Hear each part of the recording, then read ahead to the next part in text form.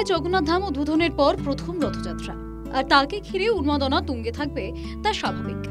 রথযাত্রা উপলক্ষে ভক্তদের ঢল নামে সৈকত শহরে।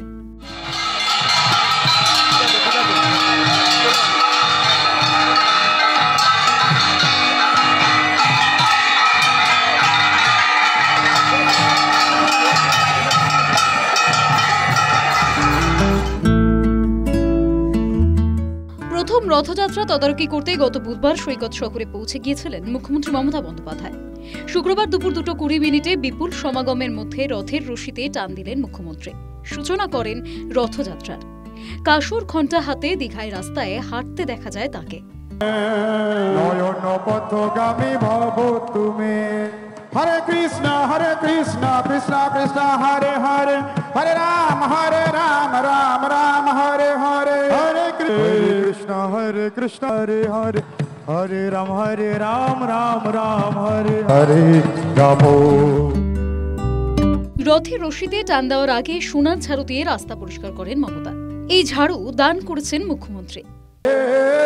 হরে কৃষ্ণ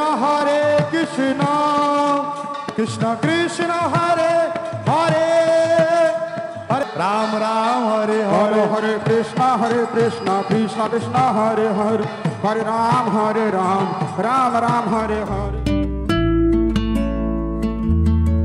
জগন্নাথ দেবকে রথে তোলার সময় উচ্ছ্বাসে মেতে ওঠেন ভক্তরা। আর এই রথযাত্রা উপলক্ষে দেশের পাশাপাশি প্রচুর বিদেশি ভক্তেরও সমাগম হয়। হরে রাম রাম রাম হরে হরে, রাম রাম হরে হরে, কৃষ্ণ কৃষ্ণ হরে হরে।